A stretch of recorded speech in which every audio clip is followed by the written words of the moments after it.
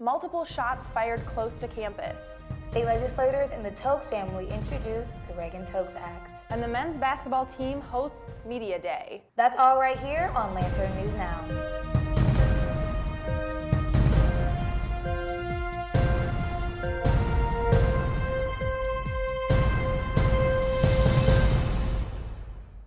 Welcome back, Buckeyes. I'm Elizabeth Suarez. And I'm Jamela Muhammad. You're watching Lantern News Now. We began this evening with breaking news. Multiple shots were fired in a duplex located at 241 East 12th Avenue at about 1:30 today. At this time, police believe the incident to be a possible drug-related shooting. The two male suspects fled the duplex with 2 bags. The contents of the bags have yet to be identified. No Ohio State students were involved. We will continue to keep you updated on this story. The parents of Reagan Tokes joined state representatives and senators to introduce the Reagan Tokes Act in the Ohio State House on Wednesday. The act calls for stricter sentencing of violent offenders, enhanced electronic monitoring, and reentry standards for offenders who are about to be released from prison. Brian Goldsby is charged with the kidnapping, rape, and murder of Tokes. At the time, Goldsby was being GPS monitored, but the proposed act will create restricted areas for offenders with GPS monitoring. Love is a verb. Love is an action. Love is worth fighting for. Love is a gift from God, and it is inscribed on our hearts where it shall remain forever. And it is because of this love that we have for our daughter we stand before you with this legislative team to ask for your support to help us in the efforts to get the Reagan Tokes Act moved through the Ohio House of Representatives and the Ohio Senate to be voted into law. We have all partnered together to closely examine the flaws and failures of the current judicial process and system that allowed this violence and evil to occur. It is reprehensible in the wake of this flawed system that violence like this happens time and time again, resulting in the loss of innocent, law-abiding citizens' lives.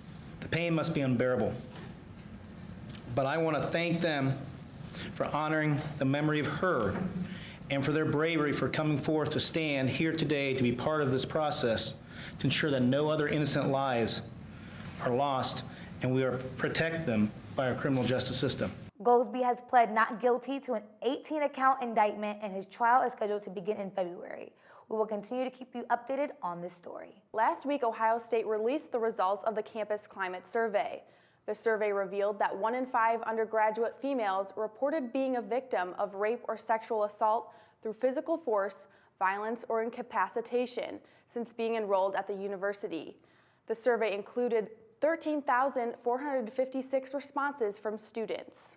On Friday, September 22nd, the Department of Education announced the withdrawal of Obama-era guidelines on how universities handle sexual assault on their campuses. After the Department of Education's announcement, Ohio State's Director of Compliance and the Title IX and Clery Act Coordinator, Kelly Brennan, gave this statement to the Lantern. We will continue to monitor developments from the Department of Education and, as always, will adhere to federal guidance. Our university policies were written to achieve gender equity and fairness and create a safe and healthy campus climate for our students and for all members of the university community.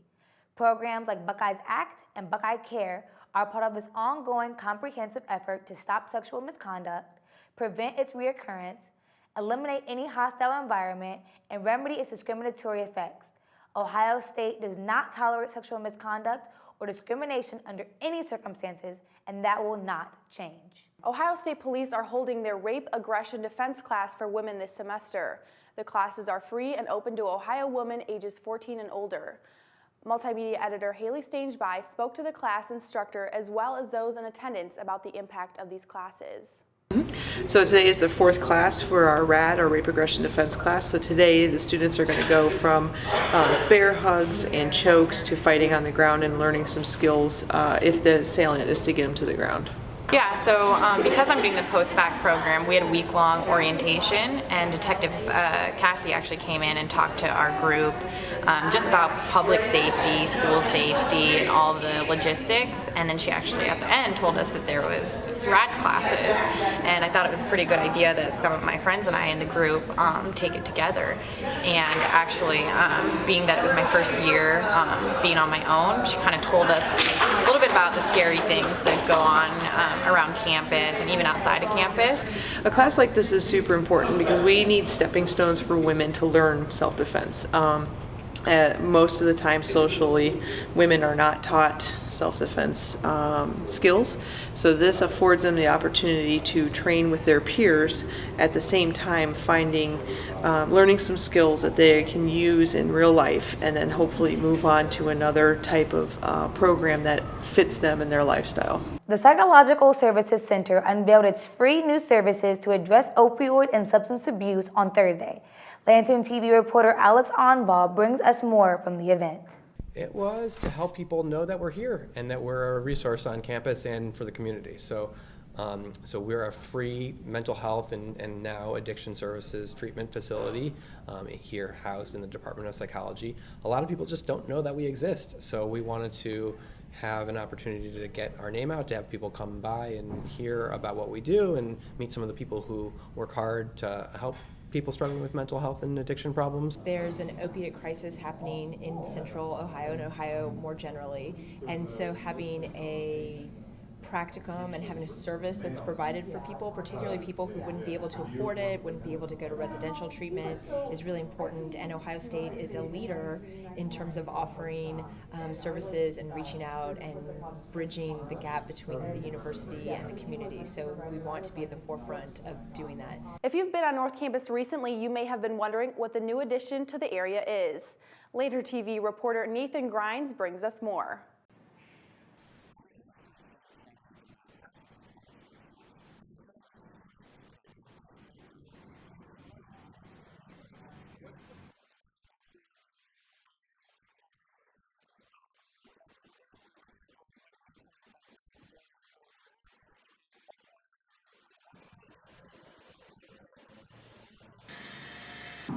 The North Campus Clock Tower will be named after Columbus businessman Tom W. Davis for his private contribution of $1.4 million to fund this construction project. Upon completion, the clock tower will stand 75 feet tall and have a clock face along with a video display.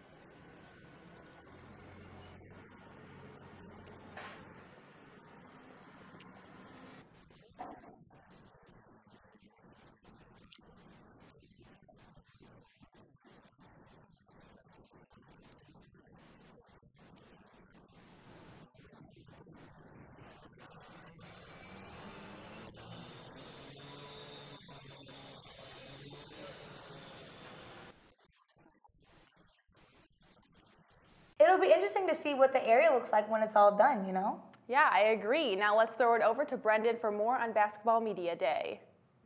Thanks, Elizabeth and Jamila. Basketball season is right around the corner, and the Buckeyes made their first team appearance of the year at Media Day on Wednesday. This will be the team's first season with head coach Chris Holtman, and the team feels that the relationship has already blossomed. Coach Holtman, from the time he's been here, he's just wanted to make sure that, the old guys and the new guys feel comfortable. He wanted us to feel like we can come to him for anything. We've been to his house almost every weekend since he's got here. He's just a very personable guy. The Buckeyes will open up their season against Worcester at 4 p.m. on November 5th at the Schottenstein Center.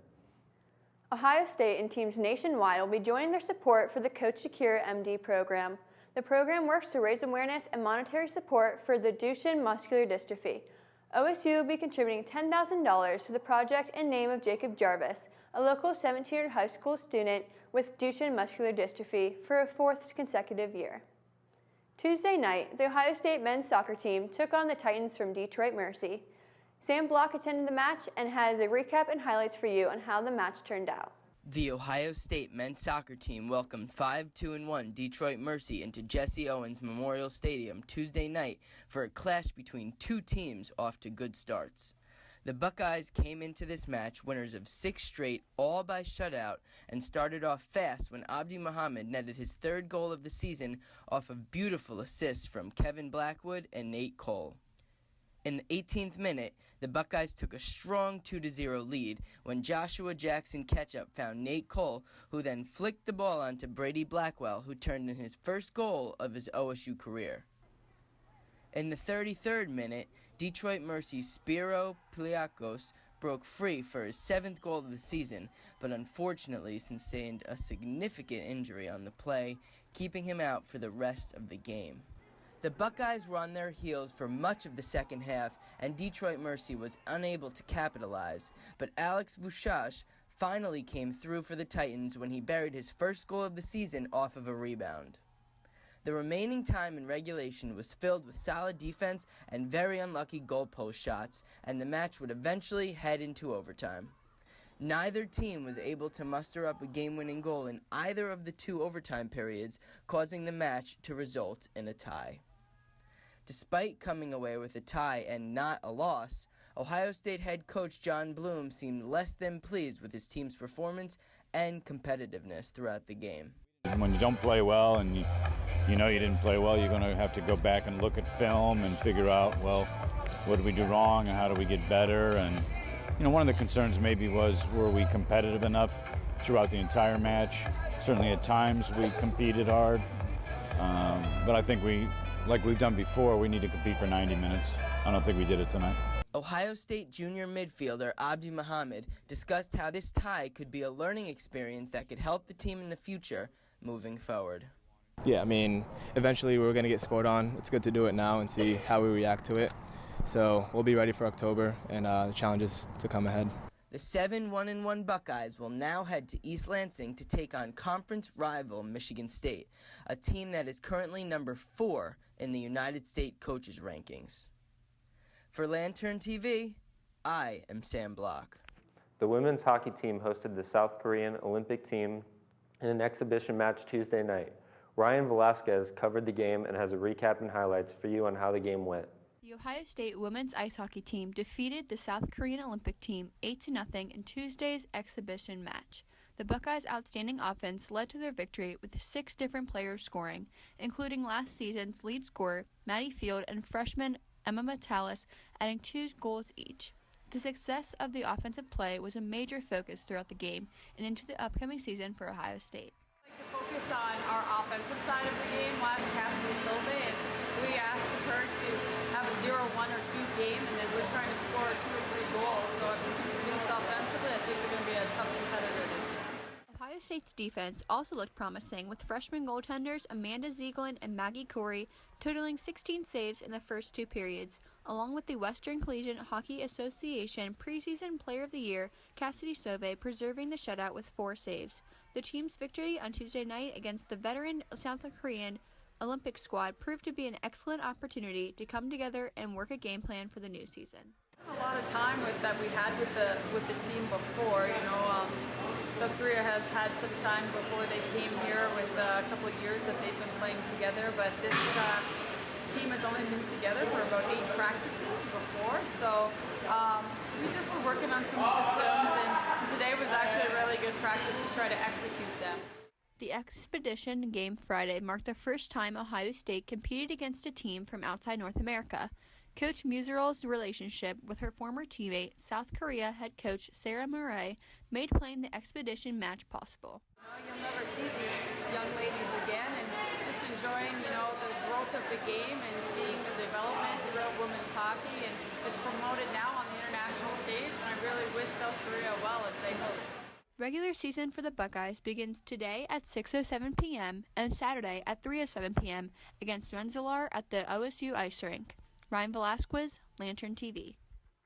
Of course, you all know the football team will play a night game at Rutgers on Saturday with the kickoff time set for 7:30 p.m. But this weekend is truly action-packed for all of the Buckeye athletic teams. The home games on slate are sure to be outstanding. On the ice, the women's ice hockey team will face off with RPI at 6 p.m. on Friday night and 3 p.m. on Saturday, while the men will take on Ryerson at 4 p.m. on Saturday. Softball will play Miami of Ohio on Saturday at 12:45 p.m., and on Sunday, the gray side of the softball team will host Toledo at 9:30 a.m., while the scarlet side will take on Eastern Michigan at 11:45 a.m. Women's soccer will look to win its third straight game when they face off against Penn State at 6 p.m. on Saturday. And finally, the fencing team has all-day tournaments on both Saturday and Sunday. That's all we have for you this week from the Sports Desk. Back to you, Jamila and Elizabeth. Thanks, Sam. We've been experiencing some cooler temperatures this week. That's right. Let's check in with Grace for what we can expect heading into October. Thank you, Jamila and Elizabeth. Now, I'm meteorologist Grace Devine here to give you your weather for this weekend. Right outside right now, we're seeing a temperature of 69 degrees and a humidity also at 45%. So it's quite cool out there. The sun is not out, making it a little bit more cooler, but it's still a nicer day than we have been seeing. So we have been seeing a lot of hot weather the past few days, and now we're finally seeing this cool weather because we have this cold front pushing on through that's going to continue moving down southeast today and through this weekend. So that's going to bring a lot cooler temperatures, especially tomorrow. So today we're going to see a high of 74 degrees. The clouds will be out though, but tomorrow we'll see it go down to 68 degrees and the sun will be shining. And then on Sunday, once again, the sun will be pretty out with a few clouds in the sky, but not too much. We'll see a temperature of 72. So overall, it's going to be quite a nice weekend. Especially tomorrow, we have the Rutgers game at Rutgers, but if you want to do a cookout or a watch party, I would highly recommend it. It's going to be so cool out there. At 2 p.m., we're going to see it get up to 65. And at kickoff at Rutgers at 7 p.m., we're going to see 63 degrees. So it's quite nice weather compared to last week, and we saw it in the 90s. So overall, we're going to see the temperatures remain cool, pretty consistent, remaining in the low 70s, upper 60s. So yes, we're finally seeing the fall weather we have been waiting for, but unfortunately, next week we're going to see it jump back up into the 80s for probably a few days, but once again, it'll drop back down on Thursday. So overall, we're just going to see great weather, so go out and enjoy it. Back to you, Jamila and Elizabeth. That's all we have for you this week on Lantern News Now. Be sure to like us on Facebook and follow us on Instagram and Twitter. Also check out the Lantern on Snapchat for game day coverage. Thanks for watching, and we'll see you next week.